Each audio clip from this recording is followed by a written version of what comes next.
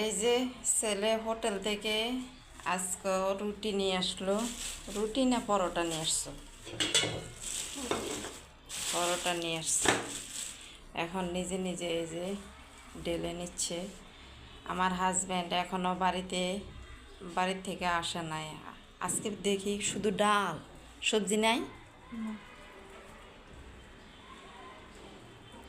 আসসালামু আলাইকুম, সবাই কেমন আছেন? আশা করি ভালো আছেন। আলহামদুলিল্লাহ, আমরাও ভালো আছি। চলে আসলাম আরও একটা নতুন ভিডিও নিয়ে আপনাদের মাঝে হাজির হলাম। আজকের ভিডিওটা সকালে নাস্তা করব, ছেলে আর আমি ওখান থেকে স্টার্ট করছি। গরম, একেবারে গরম। নাও, আমি এক হাত দিয়ে নিতে পারি না, তুমি নাও। সব কিছু গরম গরম। এখন বেলা বাজে 10টা।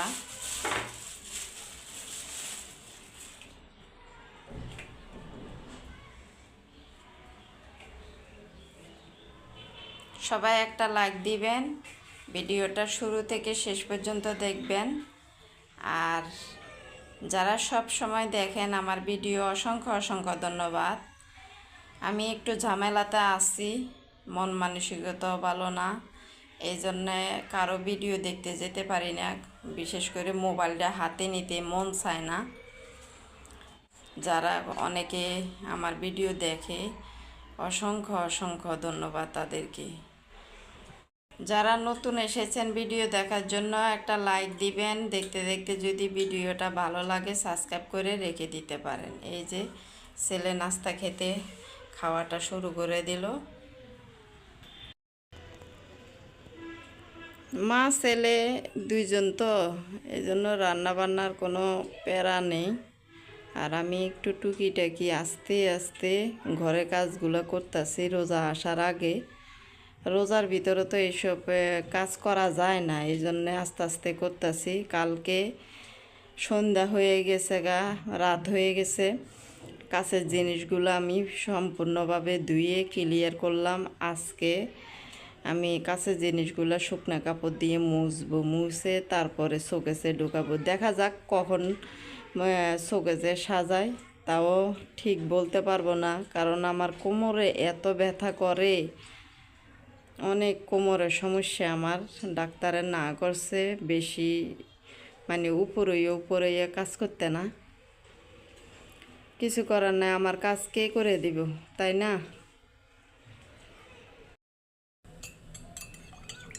সকালের পরোটা নিয়ে আসছিল। পরোটা খেয়ে তারপরে যে আমি একটু চা বানাইছি আমার জন্যে, ছেলে খাবে না। আর ওখানে দেখেন এগুলা সব ধুইতে ধুইতে রাত হয়ে গেছে, হাত কাটা হয়ে গেছে, গ্লাস একটা ভাঙিয়ে গেছিলো। এই যে দেখেন এগুলো সব ওই পুরো হাত ঢুকাইয়ে তারপরে ধুইতে গেছিলাম, ঘুরাইয়ে ঘুরাইয়ে ওরা হাত কেটে গেছে গা। তারপর আমি এখন চাগুলা খেয়ে তারপরে এগুলো উঠাবো। এখান থেকে না উঠাইলে আমি ঘরটা ঝাড়ু দিতে পারবো না। একটা একটা করে আস্তে আস্তে উঠাবো। কাছের জিনিস ধুইতে যে কতটা কষ্ট, পিছলা পিছলা, মানে হুল পাউডার দিয়ে ধুইছি তো পিছলা পিছলা লাগছে। ওই যে দেখেন এই কাছের জিনিস এখান থেকে সরানোর জন্যে আমি কাপড়গুলো পর্যন্ত রাখতে পারতাছি না, ওই আলমারি ডয়ারটা খুলতে পারতাছি না। বাস করে তারপরে খাটের উপরে রেখে দিছি। এখন আমি এই যে এগুলো আস্তে আস্তে উঠাইয়া খাটের উপরে রাখবো, পরে শুকনা কাপড় দিয়ে মুছবো। ওই যে কাপড়গুলা আমি ডয়ার খুলতে পারতাছি না আলমারির, এই জিনিসগুলোর জন্যে। এখন এগুলো উঠাইয়া তারপরে কাপড়গুলা রেখে দিব। কাপড়গুলো বাস করে অনেকক্ষণ ধরে এখানে রেখে দিছি, সেই সকাল থেকে। সকালে নাস্তাটা খাওয়া শেষ করলাম, ছেলেকে গোসলে পাঠিয়ে দিবে। ছেলের গরম পানি করা হয়ে গেছে। ফাহিম, গোসলে যাবা না?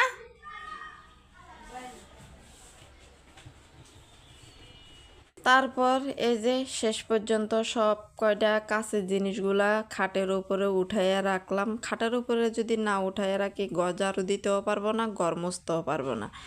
আর ঘর মোছা তো আমার রেগুলার কাজ, এই জন্যে। আর কাছের জিনিস তো আস্তে আস্তে উঠাইছি, আর একটার সাথে একটা লেগে গেলে ভেঙে যেতে পারে। এমনি অলরেডি গ্লাস ভেঙে আমার হাত কাটা হয়েছে। এই তো ছেলেকে দুপুরে খাবার দিয়ে দিলাম।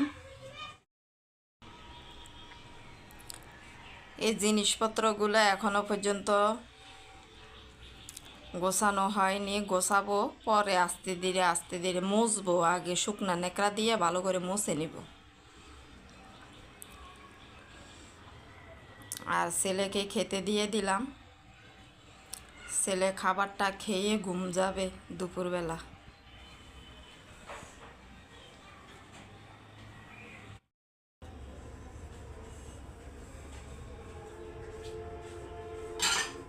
এই কাছের জিনিসগুলো এখন তো ধোয়া, কালকে ধুয়ে নিলাম। আজকে সাজিয়ে রাখার জন্যে আমি ভালো করে মুছবো, মুছে তারপরে শুকেতে সাজিয়ে রেখে দিব। আমার এই বাটিগুলা সব ডানুর সাথে, দুধের ডানু আছে না, গুঁড়া দুধ, ওই ডানুর সাথে পাইছি। আরো আছে, কোথায় জানি আছে, ওই পাশে মনে হয়। এভাবে সুন্দর করে সব কটা মুছবো, মুছে রেখে দিলে তাহলে দেখতেও সুন্দর লাগবে, চকচক করবে, আর ভালো লাগবে নিজের কাছে।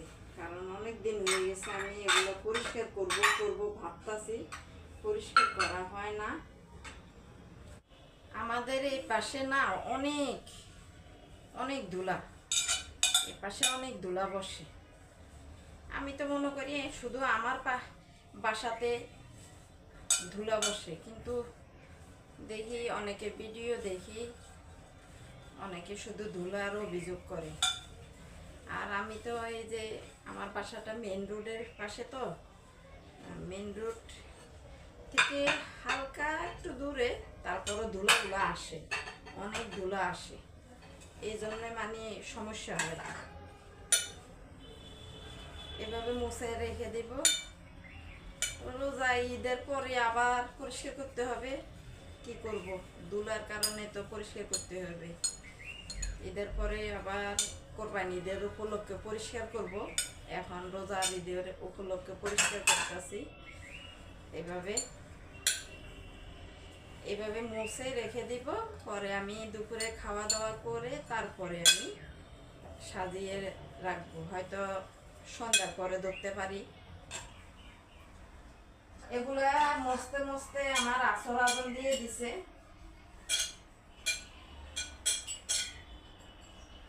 আমি এগুলা এখন সবকিছু মুছে ভালো করে ক্লিয়ার করে তারপরে, আমার ছেলে চলে গেছে খেলাধুলা করতে, আসর আজানও দিয়ে দিছে।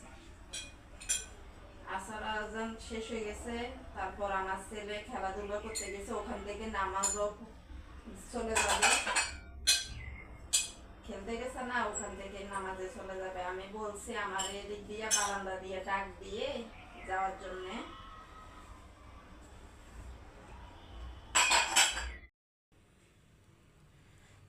ফাহিম, রান্নাঘরে লাইট অফ করবা, ঠিক আছে? লাইট জ্বালাইয়া রাখবা না। আজকের জন্য ভিডিওটা এখানে শেষ করে দিব। আপনারা সবাই ভালো থাকবেন, সুস্থ থাকবেন, আমাদের জন্য দোয়া করবেন। আসসালামু আলাইকুম, আল্লাহ হাফেজ। অফ করে দাও লাইটটা। কি করো?